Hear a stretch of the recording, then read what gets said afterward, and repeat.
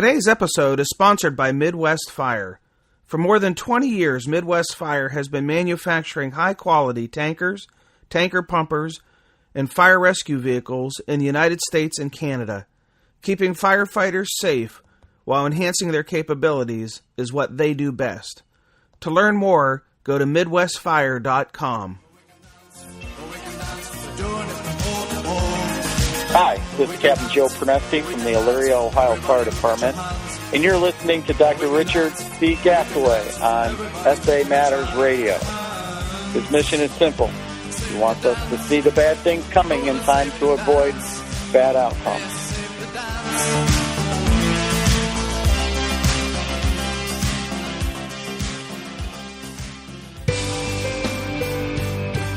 Hello and welcome to episode 93 of the Situational Awareness Matters radio show. I'm your host, Rich Gasaway. The purpose of this show is to improve situational awareness and decision-making for individuals and teams who work in high-risk, high-consequence environments. The SA Matters mission is simple: to help you see the bad things coming in time to avoid bad outcomes. I'm coming to you today from Juneau, Alaska, where I'm in town to deliver 3 programs for the Alaska Fire Chiefs Association Conference. This is the second time the Alaska Fire Chiefs have hosted me at their conference. Thank you for your faith and confidence in my message. I am sincerely humbled by all the repeat invitations that I get. It tells me that my message is valuable and the takeaways are immediately actionable toward improving safety. In the feature segment today, we're going to discuss how safety and aggressiveness can coexist in emergency operations. But before we jump into the feature segment, I have a couple of announcements. We did it. We did it. We did it. We reached a milestone. Woohoo! Sound the trumpets. Maybe not. But I'm excited. I track the number of people who attend the SA Matters Tour Stop programs, and in January we surpassed 50,000 for the number of first responders trained on the topics of situational awareness and high-risk decision-making. I'm feeling pretty darn good about that. Hey, woo! Okay, enough celebration. Time to get back to work. I want to take a moment to thank the departments and the organizations that have hosted recent Situational Awareness Matters Tour Stop events.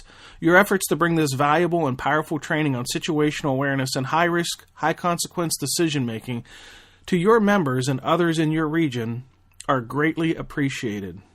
Recent tour stops have included the Utah Winter Fire School in beautiful St. George, Utah, the Iosco County Firefighters Association Conference in East Tawas, Michigan, the South Carolina Firefighters Improvement Conference in Columbia, South Carolina, where I was last weekend. I want to pause and share with you the program description and a little bit of the feedback that I got from that program. Those folks in South Carolina, by the way, they blew up my social media feeds with comments and pictures. Oh, it was awesome. Thank you so much for that. Okay, first the description. This powerful keynote address discusses how shortfalls in firefighter training are contributing to catastrophic outcomes. Many instructors tell their firefighter students what to do instead of teaching their students the process of how to make high-risk, high-consequence decisions under stress. Specific firefighter training examples will be used to demonstrate both how our training is failing to create thinking firefighters and the real-world consequences of this shortcoming. Solutions will be offered that ensure firefighters are trained to perform realistically based on the real-world decision-making environments that they operate in. All right, now here's some of the feedback that I received on that program. So this first piece of feedback comes from Chief Anthony Seegers from the Belmont Fire Department in South Carolina. Good afternoon, Dr. Gasaway. It was a pleasure sitting in your lecture yesterday. The content of your lecture and the videos really give the audience, at least me, the true aha moment. The subject matter is something we think about on a daily basis in our line of work. However, the presentation was that of an instructor that genuinely cares, and it showed in every word that came out of your mouth. Your presentation style, the audience engagement were phenomenal. I've had the pleasure to listen to all the quote-unquote superstars of our profession at the FDIC and other major conferences, and without a doubt, I took more from the few hours I spent with you in that room than any other lecture I've had the pleasure to sit through. You, my friend, are at the top of my superstar list. Keep up the great work, and I look forward to bringing you to the Greenville area in the near future. This one is from a police officer who attended the program, but unfortunately had to get called away to take care of an emergency. But he's from North Augusta Public Safety Patrol Division, and I'll withhold his name out of respect for his position in public safety. But his feedback was, I didn't make it back in time to get your business card in reference to the seminar that you held this morning at the Improvement Conference. I would like the handout of the program you delivered, which, by the way, was fantastic. Thank you for the work you do. This one comes from Brian, who is a member of the South Carolina Firefighter Association. Dr. Gasaway, thank you for the hard-hitting message on creating thinking firefighters. You are absolutely correct as to the rote memory methodologies employed by training staffs and trainers, including me. As you've reflected on so many elements of our profession and how we've become immune to thinking, my eyes were awakened. Thank you, Brian. And this one from Lieutenant Mark Smith from Georgetown Fire Department. Thanks, Rich, for the great day at the South Carolina Firefighters Improvement Conference. I was wondering if I could get a copy of the handout for the class that you presented on Sunday. I had my crew watch the DVD, Firefighter Safety Mistakes and Best Practices, that you gave to me during class. Great information. Thanks for making a difference. Keep up the great job. Thanks, Mark. And finally, this one from Lieutenant Jason Kochan. Dr. Gasaway, I want to take this time to say thank you very much for your seminar. It was not only inspiring, but very informative as well. Excellent points and ideas that I will definitely pass along to my department's brothers and sisters. Awesome seminar, and I highly recommend this to all, no matter how much they think they know. Well, thank you, Jason, for that feedback. And by the time this episode airs, I'll be on the second day of programs at the Alaska Fire Chiefs Association Conference in Juneau. But if you're interested in joining me at an upcoming Situational Awareness Matters tour stop, on February 6th, I'll be at the Enfield Fire Department in Enfield, Connecticut. February 7th, the Ellesmere Fire Department in Delmar, New York. And then I'm going to do a little mini tour of Minnesota. February 9th, I'll be in Grand Rapids, Minnesota. February 10th, Eveleth, Minnesota. February 11th, Lutsen Resort in Minnesota. February 16th, the West Metro Fire Department in Minnesota. February 17th, the Windham Fire Department in Minnesota. February 18th, the Tracy Fire Department in Minnesota. Boy, I hope the weather holds out while I'm traveling around my home state of Minnesota. Knock on wood. February 25th, the Addison Fire Department in Texas. February 26th to 28th, the NSA Winter Conference in Austin, Texas. March 1, I'll be presenting for the Los Angeles County Fire Department Fire Officers Conference. March 3, the Howard County Fire Department in Maryland. March 4 and 5, the Tom Rivers Fire Department in New Jersey. March 8th, the Maryland Fire and Rescue Institute National Fire Service Staff and Command Program. Thank you, MIFRE, for giving me that opportunity. I've presented there every year since 2001. March 18, the Center for Public Safety Excellence Conference in Orlando, Florida, where I'll be delivering the closing keynote at that conference. And I've presented at the CPSE conference for probably about the last 7 or 8 consecutive years. So thank you for the Center of Public Safety Excellence for the continued support there. March 19th, I'll be at the Minnesota State Fire School in Alexandria. March 21 to 25, a Company Officer Development Institute program in Columbus, Indiana. March 22 in the evening, the Madison County LEPC in Indiana. March 26th and 27th, another Company Officer Development Institute program in Fort Wayne.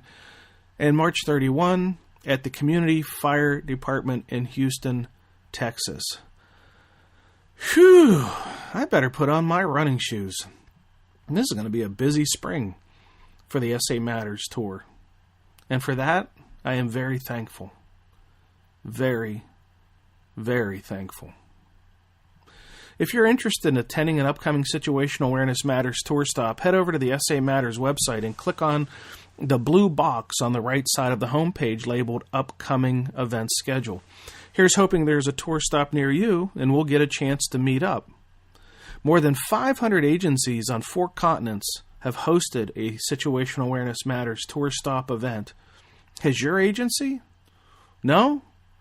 Well, don't wait for a near miss or a casualty event. Be proactive. If you're interested in hosting a Situational Awareness Matters tour stop in 2016 for your department or association, contact me through the samatters.com website by clicking on the Contact Me link at the top of the homepage, and we'll get something set up for you. Here's a tip on how to host a program at a reduced cost.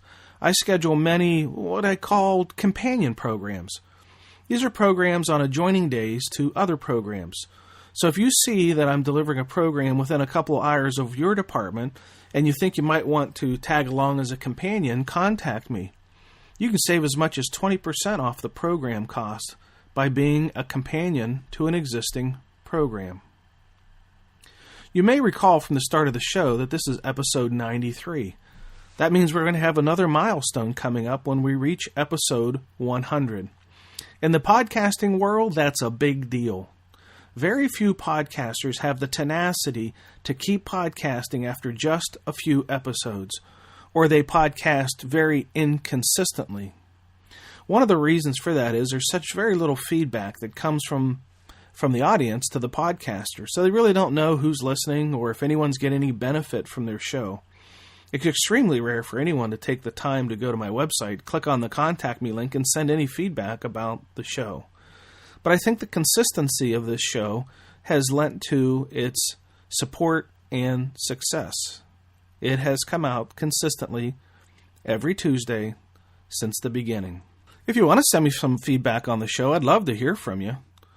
I get a lot of feedback during the live events about the podcast, and that drives me to continue to work hard to make sure these episodes come out every week. Your feedback really does inspire me to work harder. It really, really does. Thank you to those who have taken the time to send me an email or to post something on their social media feed about the episodes. If you want to know where you can find me on social media, just visit the samatters.com site, and there's the links at the top for Twitter, Facebook, LinkedIn. You can also sign up to receive notifications every time a new blog post or a new podcast is posted. This is a new feature that I just put on the website.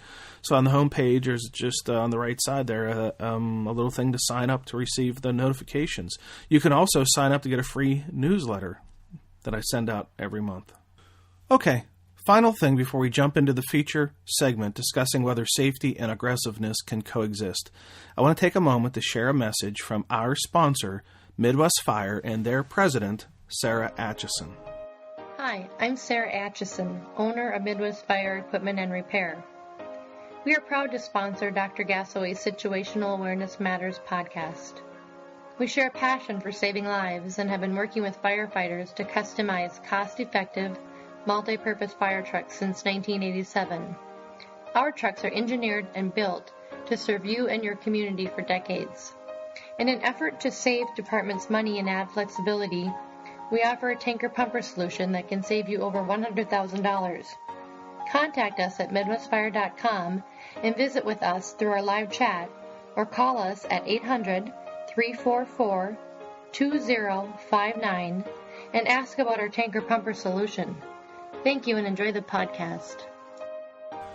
Thank you, Sarah Atchison, and all the staff at Midwest Fire for your awesome commitment to improving first responders' safety. I sincerely appreciate your support of my mission. And now, our feature segment, exploring how aggressiveness and safety can coexist. I was recently contacted by email from a Situational Awareness Matters member asking if aggressiveness and safety can coexist at an emergency scene. My answer was, of course they can. The two actions, being safe and being aggressive, are not mutually exclusive. To think that they are is to believe that responders must sacrifice safety when they choose to be aggressive, or that when responders choose to do things safely, that they can no longer be aggressive. I believe safety and aggressiveness can be accomplished simultaneously. Defining aggressive. There are several definitions of aggressive, and perhaps in the mind of the responder, several actions that demonstrate aggressive tactics. Sometimes the best way to understand the meaning of a word is to look at its synonyms, other words that mean the same thing. Three of the synonyms for aggressive are assertive, determined, and hard-hitting. All three of these words define the essence of a quality of a first responder. Someone who does not shy away from the task at hand, even if the task is dangerous. Other synonyms for aggressive, however, may not be as endearing or as desired. They include hostile, destructive, and uncompromising. Most would agree that hostile and destructive are not the qualities desired of a first responder. But what about uncompromising? Shouldn't that be a word on the first list? The list of essential qualities of first responders? Well, some may argue it should. I contend that it should not. To compromise means to come to terms with something or someone. In the case of fire, it would mean coming to terms with the conditions being faced and making a determination as to whether aggressive tactics can change the outcome. Some might call this conducting a risk assessment. What we need to come to terms with is the fact that we are not always in a position to change the outcome. If we are uncompromising, it means we're not willing to come to terms with the fact that the fire is going to win and we are going to lose, and perhaps even a victim may die. It really isn't all about winning all the time, every time. Sometimes it's about surviving. The savable life. The primary goal of first responders is to save lives. We train hard for the opportunity, and when given the chance, we're going to give it all that we have to achieve that goal. But is every life savable? The answer is no.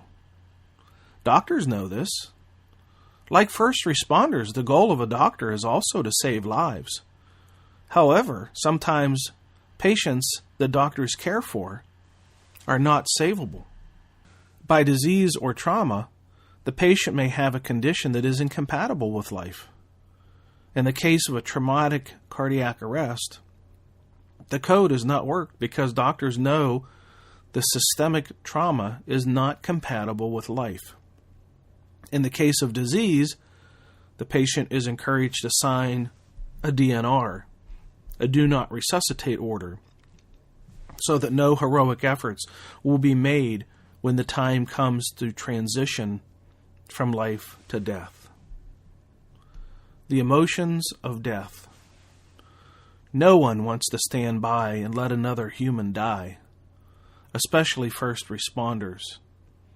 It runs completely counter to our training and to our oath.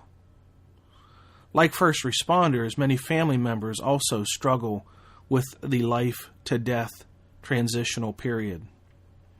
Under stress, some want to invalidate the DNR order and compel responders to take aggressive life-saving measures.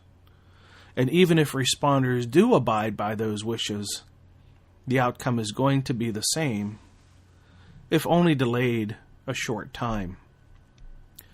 First responders who arrive at emergency scenes can be gripped by the same emotions.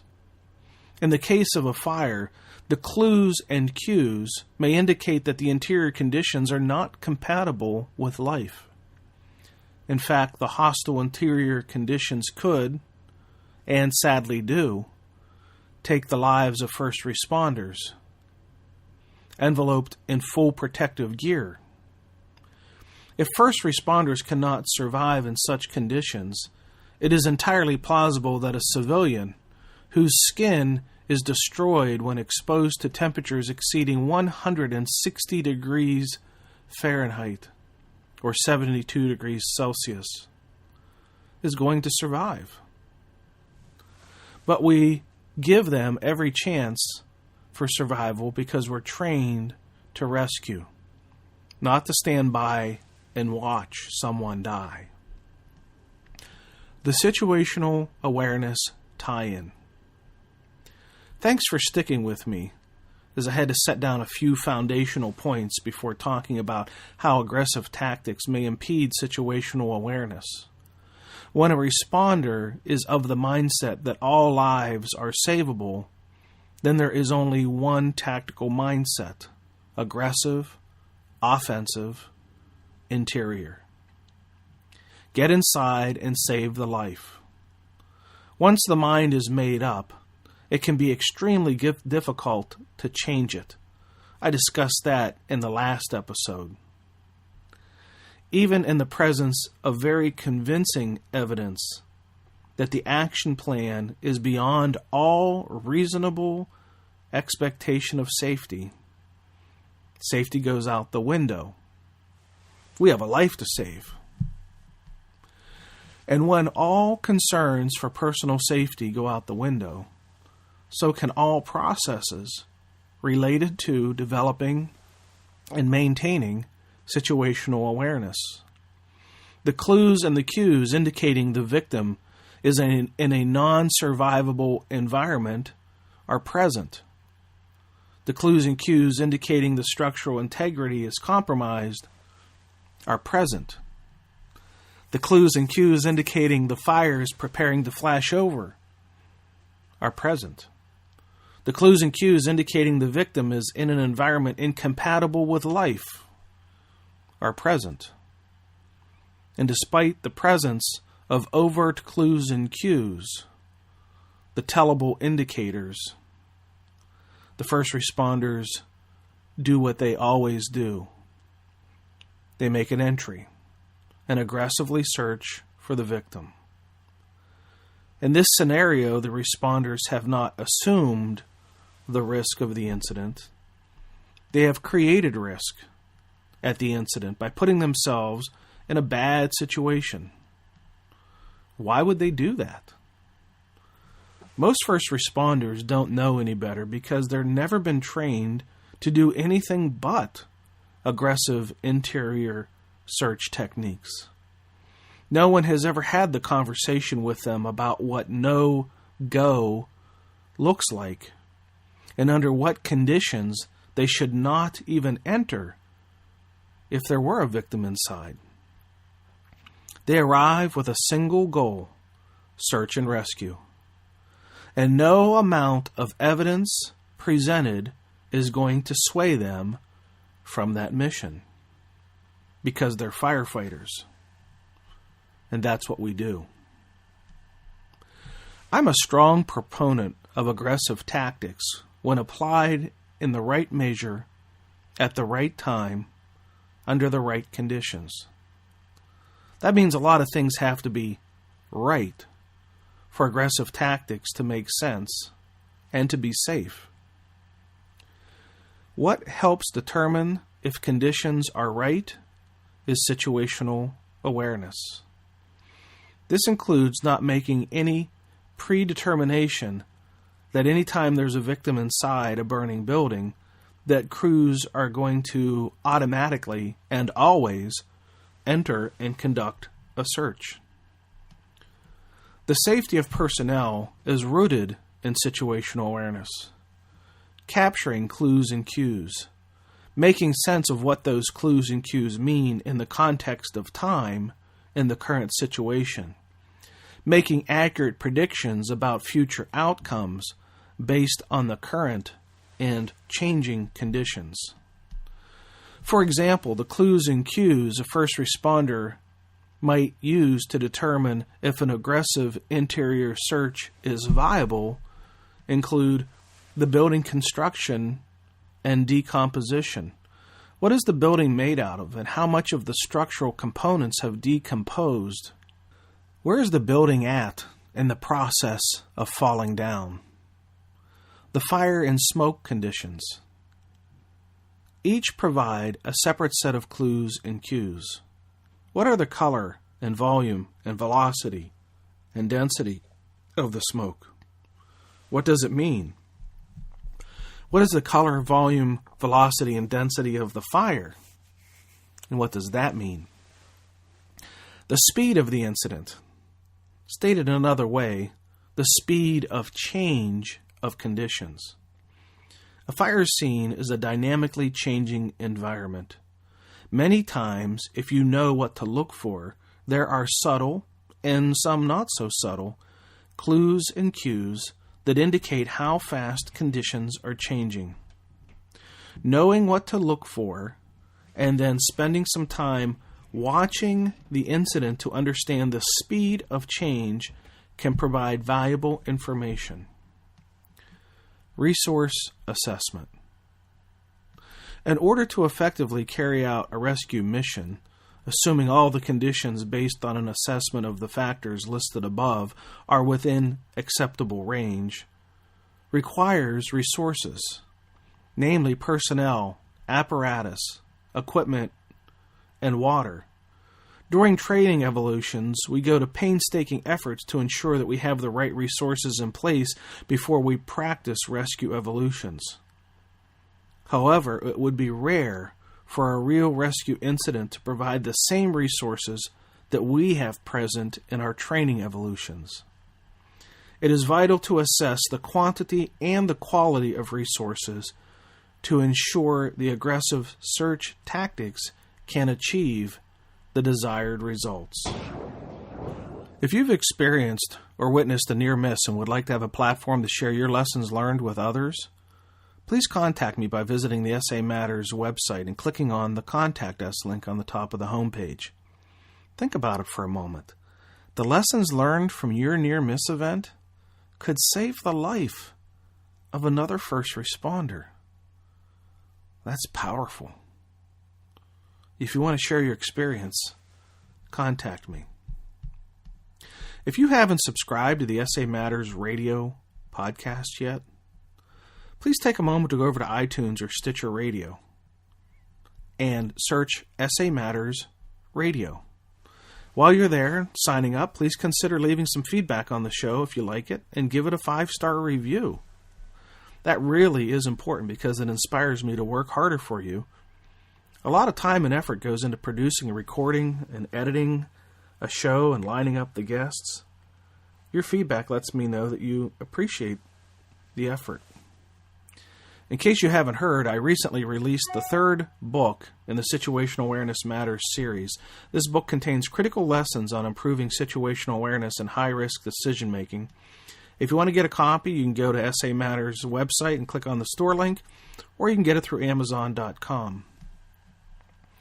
If you know of a business that might be interested in supporting the Situational Awareness Matters mission with a sponsorship, I'm seeking a few select sponsors to help offset the cost of running the website, social media, podcast, YouTube channel, monthly newsletter, and all the other free content. The website has enjoyed over 1 million visits, and those visitors have downloaded over 4 million pages of content. We post new blog articles every Friday. The Situational Awareness Matters newsletter is distributed to thousands of first responders monthly. And the podcast that you're listening to has a new episode every Tuesday and has been downloaded over 80,000 times. So if you know of a business that would like to get their message in front of my visitors, subscribers, and supporters, ask them to contact me through the SA Matters website by clicking on the Contact Us link.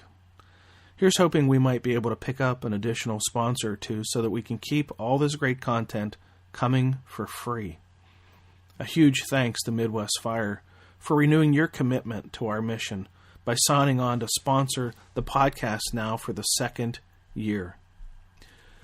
If you're not a member of the SA Matters community of learners, please consider joining. There are more than 5,000 members connected here on SA Matters, sharing ideas about how to improve situational awareness, how to make better decisions under stress, and how to train members to be critical thinkers and resilient problem solvers. Membership is FREE free. And when you sign up, I'll send you a special report. It's free too, that I've created for new members called 25 Best Practices for Improving First Responder Safety. So if you're not a member yet, head over to the SA Matters website, click on the red box on the right side of the homepage that says free membership.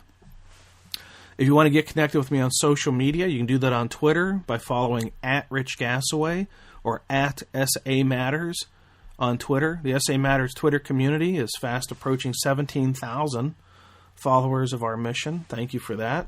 Get connected on Facebook by joining the private Facebook group. It's free.